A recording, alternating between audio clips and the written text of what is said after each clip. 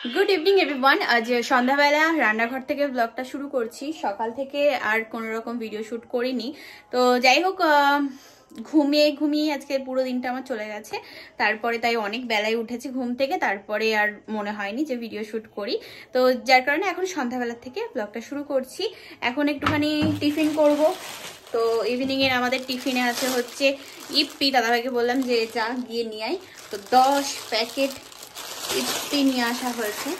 বাপরে করিস না, এতগুলো তো রান্না করবো না। ইয়েতে তোমার 6টা করলেই হয়ে যাবে আমাদের 4 জনের। আর ক্যাপসিকাম ছিল ফ্রিজে, তো নিয়ে আসলাম। দেবো একটু চাউমিনের মতো করে করব, পেঁয়াজ দেবো আর তার সাথে দেবো এইরকম লঙ্কা, এত লঙ্কা। চলো এবার এগুলো একটু কাটাকুটি করে নিই, তারপরে করব রান্না।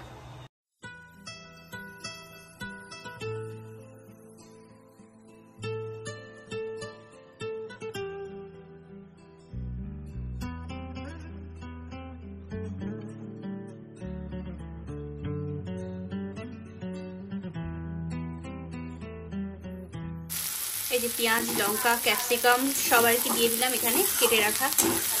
তো তেলটা একটু গরম করে তারপরে দিলাম। এবার ওই ইপি মশলাগুলো এর মধ্যে এখন দিয়ে দেবো।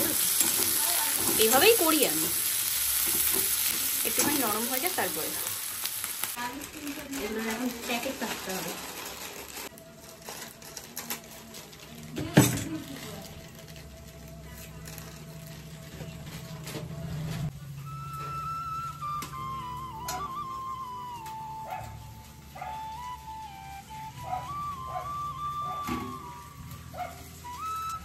পুরো একদম গোটা ধরে বের হচ্ছে। ডিপে রেখে এমন অবস্থা। ডিম 3টে ভাঙলাম, শুধু একটা ভালো বেরোলো আর তাছাড়া দুটোই বড়।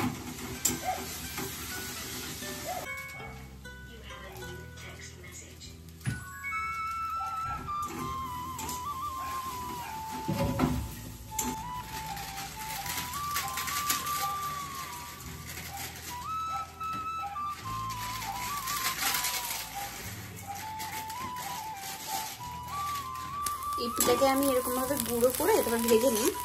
একটু আর কি টেস্টি লাগে আমার কাছে। এটা এই প্যাকেটটা আর কি গুঁড়ো পুরোটা হয়নি। তো যাই হোক, এইবার কি ভাজা হয়ে গেছে, তো জল দিয়ে দেবো। কালার এসছে কত সুন্দর।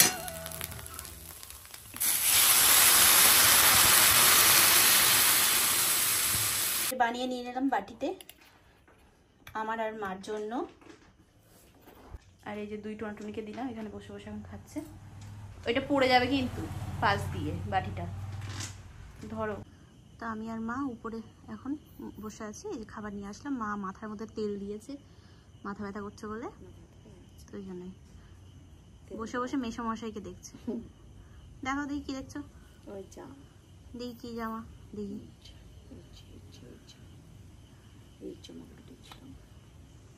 জামা দেখছে বসে বসে। দেখো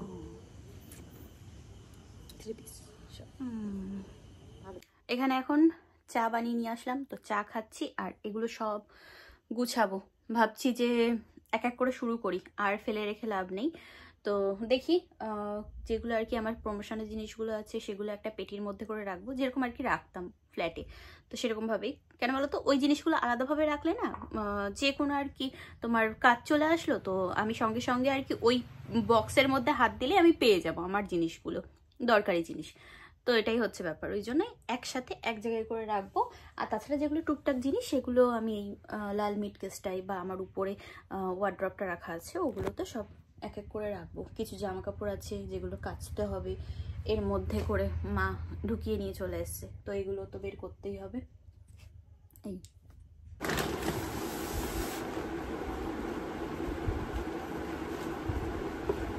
যেগুলো সব খোলাখুলি করে নিয়ে এসছি সেগুলোকে সেট করে নিচ্ছি। সেট করে করে আবার সব কিছু সব জায়গায় সাজিয়ে গুছিয়ে রাখতে হবে। যেমন সুর একটা সেট করলে তোমার জুতোগুলো সব ঠিকঠাকভাবে রাখা যাবে।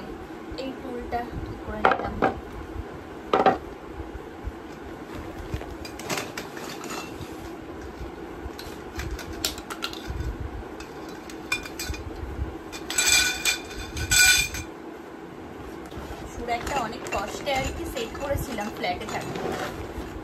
ক্যাটলগটাও নেই এখন, জানি না আবার ঠিক করে সেল করতে পারবো।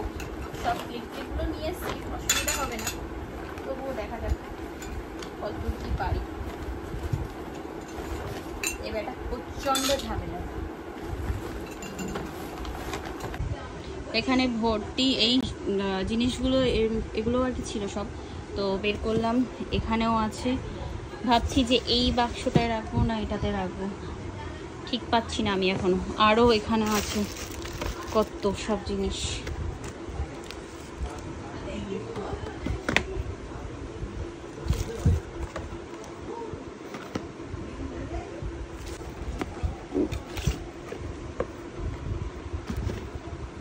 যা কাজ করেছি আর পাচ্ছি না, ভালো লাগছে না, বুঝ অত কাজ করতে পারবো না।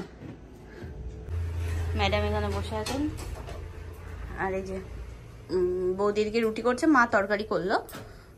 এখানে এখন রুটি হচ্ছে। আর এই যে চোর চুরি করে নিয়ে আসলো, কই গেল? দেখি পা দেখি,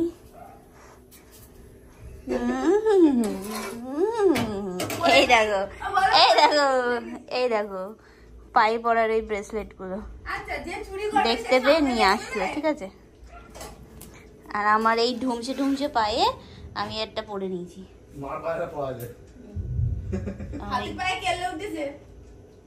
দেখো দেখো হাতি আর মশার পায়ে, মশার পায়ে এটা পুরো চলে যাচ্ছে এইখানে। আর হাতির পায়ে দেখো কোথায় এসছে, এইখানে। দেখো অবস্থা, বাইরে কি সুন্দর ঝমঝমিয়ে বৃষ্টি হচ্ছে, আর এদিকে আকাশে মেঘ যা এই করছে, বাবারে কি আর বলে বোঝানোর কথা না।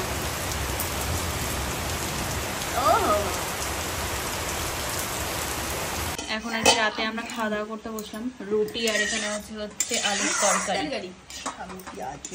আর এই যে ইপিটা আছে, এটা তোমার রাতে হয়ে যাবে আমার, মাঝ রাতের দিকে আমার তো আবার খিদে পাই ওই জন্য। আর এখানে আছে কলা। তো এই যে খাওয়া দাওয়া করে তো চলে আসলাম ঘরে। কারেন্ট নেই, ঠিক আছে, চার্জার লাইটটা জ্বলছে, জানি না কতক্ষণ জ্বলবে, জ্বলতে থাক। আর এদিকে যে হারে আর কি বৃষ্টি হয়েছে, মেঘ ডেকেছে, তাতে মনে হয় না যে আজকে সারা রাতে আর কারেন্ট আসবে। কিন্তু হ্যাঁ, ওয়েদারটা একদম ঠান্ডা ঠান্ডা হয়ে গেছে, এটা আর কি বলতেই হবে। যে গরম ভাবটা ছিল সেটা একদম কেটে। এখানে এই যে এখন তেল গরম করতে দিলাম, আর একটু লাগবে। কি বলছো বৌদি? এই যে এই পাঁপড়গুলো এখন ভাজবো। এখানে এখন ভাজা হচ্ছে পাঁপড়, এগুলো বড় হচ্ছে না, ছোট ছোটই হচ্ছে। ছোট এরকম বড় হয়